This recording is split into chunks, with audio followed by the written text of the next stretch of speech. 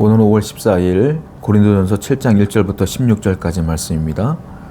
오늘은 하나님께서 원하시는 부부 관계에 관한 이야기를 바울이 말씀을 통해서 하고 있다는 겁니다. 자, 1절부터 3절입니다. 너희가 쓴 문제에 대하여 말하면 남자가 여자를 가까이 아니함이 좋으나 음행을 피하기 위하여 남자마다 자기 아내를 두고 여자마다 자기 남편을 두라. 남편은 그 아내에 대한 의무를 다하고 아내도 그 남편에게 그렇게 할지라. 1절에 보면 남자가 여자를 가까이 아니함이 좋다 이렇게 말하고 있어요. 이 말은 무슨 말이냐면 결혼하지 않는 게 좋다 이 말이에요. 먼저는 남자나 여자나 결혼하지 않는 게 제일 좋다. 바울은 우리가 알다시피 독신으로 지냈잖아요. 바울이 살아보니까 그랬던 것 같아요. 결혼하지 않는 게 제일 좋다. 그런데 명심해야 될 게 있어요. 지금부터 하는 모든 말은 바울이 어떤 이유가 있었기 때문에 이 얘기를 하는 거예요. 어떤 이유냐면 우리가 계속 봐왔지만 고린도 교회는 음행이라는 죄의 문제가 있었다라는 거죠. 음행의 죄의 문제가 있었기 때문에 그 음행을 피하기 위하여 바울이 지금 권면하고 있는 것 가운데 하나가 지금 결혼에 관한 문제를 얘기하고 있다는 거예요. 첫 번째로는 독신으로 있는 게 좋다라는 거예요. 근데 이거는 아무나 할 수 있는 문제가 아니에요. 자, 2절 볼까요? 음행을 피하기 위하여. 자, 이게 목적이 나오는 거예요. 음행을 피하기 위하여는 어떻게 되느냐? 남자마다 자기 아내를 두고 여자마다 자기 남편을 두라. 결혼하라 이거예요. 결혼은 어떻게 왜 하는 거냐면 음행을 피하기 위하여 하라 이거예요. 3절 남편은 그 아내에 대한 의무를 다하고 아내도 그 남편에게 그렇게 할지라. 자, 여러분들이 혼자 사는 게 제일 좋지만 독신으로 사는 게 제일 좋지만 내가 음행의 문제에서 자유할 수 있으면 내가 음행의 죄를 짓지 않을 자신이 있으면 혼자 살아라. 그런데 늘 그렇게 살 수가 없기 때문에 가능하면 남자와 여자는 결혼을 해야 된다는 거예요. 그 이유가 뭐예요? 음행의 죄를 지어서는 안 되기 때문에 음행을 멀리하기 위해서는 결혼을 하라 이거예요. 3절은 뭡니까? 그러니까 남편은 그 아내에 대한 의무를 다하고 아내도 그 남편에게 그렇게 하라. 이 말은 뭐냐면 서로 결혼했으면 부부관계의 의무를 다 해야 된다라는 거예요. 왜냐? 결혼을 해놓고 부부관계의 의무를 다하지 않으면 또 결혼을 했지만 음행의 문제가 남자나 여자에게 생길 수 있다라는 거예요. 그러니까 서로의 그 부부관계에 있어서는 의무를 다하며 그 죄의 문제를 없애야 된다. 이 얘기를 바울이 하고 있다는 거예요. 부부관계가 안 좋을 수가 있어요. 성도마다. 그럴 때 문제가 되는 게 뭐냐면 그것으로 끝나는 게 아니라 남자와 여자에게 생겨나는 그 음욕들이 있기 때문에 그 음욕의 문제, 음행의 문제가 또 어떻게 발생될지 모르기 때문에 화목한 가정은 부부관계가 잘 유지돼야 된다는 거예요. 그걸 바울이 얘기하고 있다는 거죠. 그리고 3절 말씀을 또 한번 읽어볼게요. 남편은 그 아내에 대한 의무를 다하고 아내도 그 남편에게 그렇게 하라. 자, 이게요. 우리가 볼 때는 그렇구나 하고 넘어가지만 이 당시에 이 말은 굉장한 파격력을 갖고 있어요. 파격적인 이야기예요. 왜냐하면 그 당시에는 남편과 아내 딱 둘 놓고 보면 남자잖아요. 남자와 여자잖아요. 여자는 남편에게 종속된 존재예요. 동등한 존재가 아니란 말입니다. 근데 이 당시에 바울이 이렇게 얘기한 거예요. 남편은 그 아내에 대한 의무를 다하라. 아내도 그 남편에게 그 의무를 다하라. 서로에게 의무를 다해야 된다라고 말하는 거예요. 그러니까 서로에게 종속된 존재가 아니라 동등한 존재다라고 얘기하고 있는 거예요. 이게 무슨 말이냐면 남편의 몸은 이 남편의 몸의 권리는 그 결혼한 아내에게 있고요. 아내의 몸의 권리는 결혼한 남편에게 있는 것이다 라고 얘기하는 겁니다. 그러니까 서로 동등한 건 아니냐. 그렇기 때문에 서로의 의무를 다하며 부부관계를 해야 된다는 거예요. 자, 이게 얼마나 놀라운 일이냐면 성경에 나와 있는 것처럼 둘이 한 몸이 되는 연합, 그 신비한 연합이 여기서 시작되는 거예요. 서로를 동등하게 바라보며 내 몸의 권리는 아내에게, 내 몸의 권리는 남편에게 있음을 인정할 때에 서로 간에 바른 부부관계를 통하여 한 몸이 되는 연합을 이루게 된다라고 바울이 얘기하고 있는 겁니다. 건강한 가정은 이와 같은 건강한 부부관계가 있어야 된다라는 겁니다. 바울이 이 모든 것들을 음행을 피하기 위해서이다라고 분명히 얘기하고 있어요. 여러분 가운데 사랑하는 남편과 아내를 위하여 이렇게 서로를 의무를 다하며 동등한 입장에서 가정을 꾸려나가야지만 행복한 가정이 된다라는 거죠. 자, 5절부터 7절입니다. 서로 분방하지 말라. 다만 기도할 틈을 얻기 위하여 합의상 얼마 동안 하되 다시 합하라. 이는 너희가 절제하지 못함으로 말미암아 사탄이 너희를 시험하지 못하게 하려 함이라. 그러나 내가 이 말을 하면 허락이요 명령은 아니니라. 나는 모든 사람이 나와 같기를 원하노라.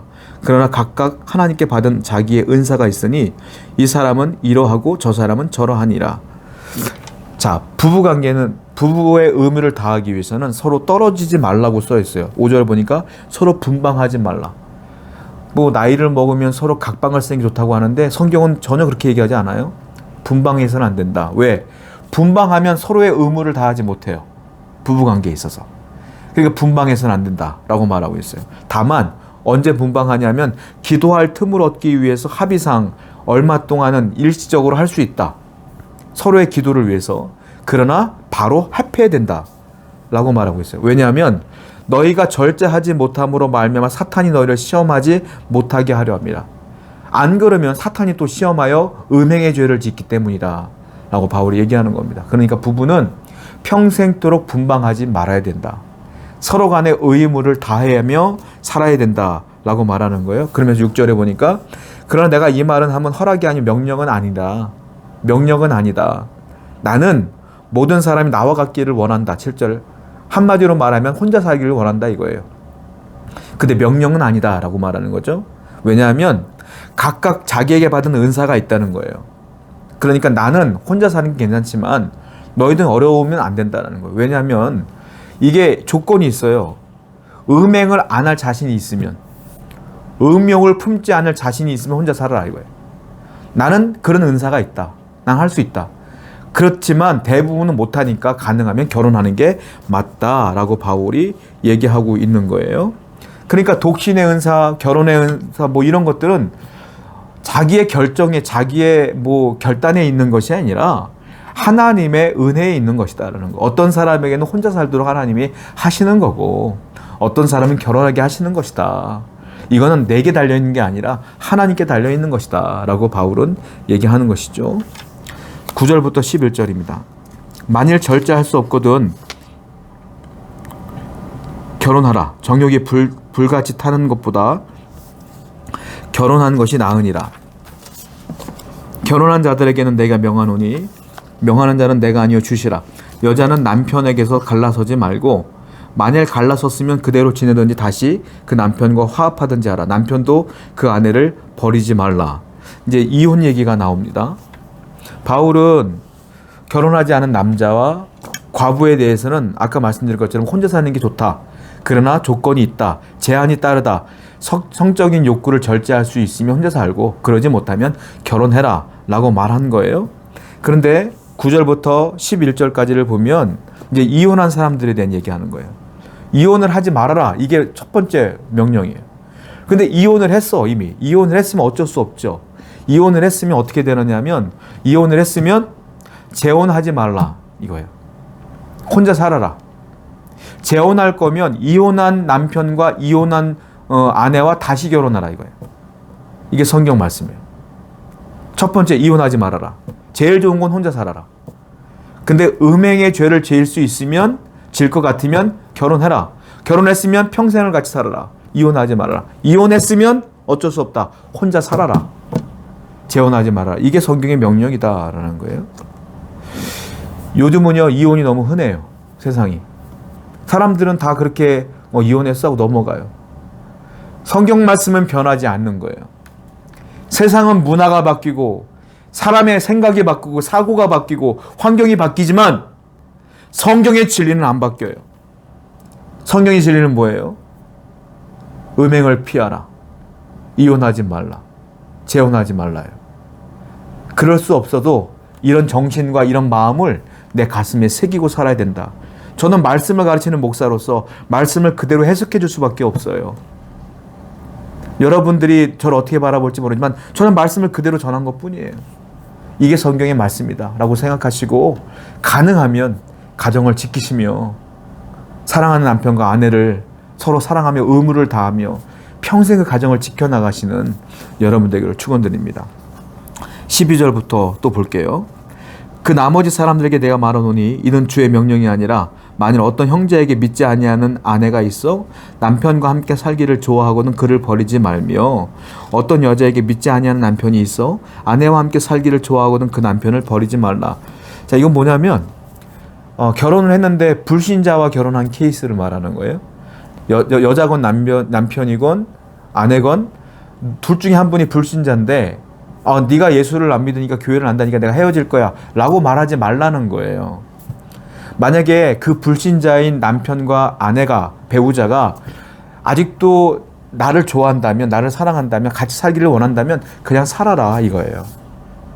왜냐하면 내 믿음이 그 사람에게 흘러가서 그 사람이 변할 수 있기 때문에 그냥 살아라.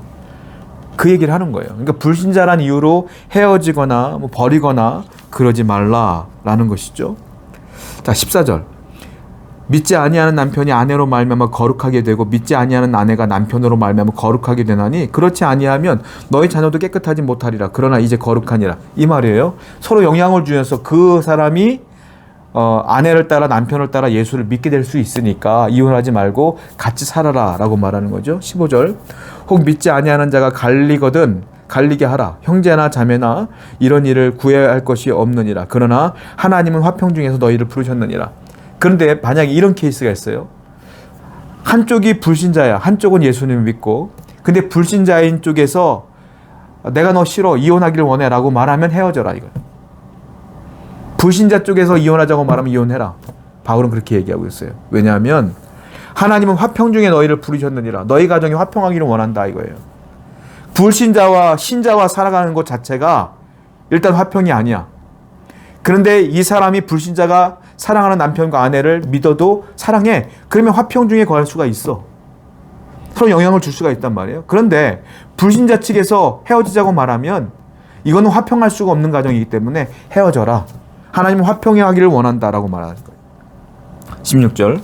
아내 된 자여 네가 남편을 구원하든지 어찌할 수 있으며 남편 된 자여 네가 네 아내를 구원하든지 어찌할 수 있으리요. 그러니까 불신자란 이유로 헤어지지 말고 가정이 화평한다면 서로 같이 살면서 전도하며 기도하며 살아라. 남편 된 너 때문에 아내가 구원받을 수도 있고 아내인 너 때문에 남편이 구원받을 수 있는 건 아니겠느냐라고 바울은 권면하고 있다. 오늘은 말씀을 통하여 가정을 위해 부부관계를 통해서 어떻게 하나님께 영광을 돌릴 것인가에 대한 얘기를 했습니다. 바울은 이 모든 것을 음행 때문에 이야기를 한 거예요. 우리는 음행을 멀리해야 됩니다. 그리고 음행을 이길 수 있는 자신이 없으면 서로 간에 가정을 이루고 열심을 다해 의무를 다하여 그 가정을 지켜나가는 귀한 성도가 되기를 원합니다. 기도합시다. 하나님, 우리 성도들의 가정이 화평 중에 거하기를 원하며 하나님 은혜 가운데 남편과 아내가 서로 의무를 다하며 서로 사랑하는 가정이 될 수 있도록 인도하여 주시옵소서. 예수님의 이름으로 기도드렸습니다. 아멘.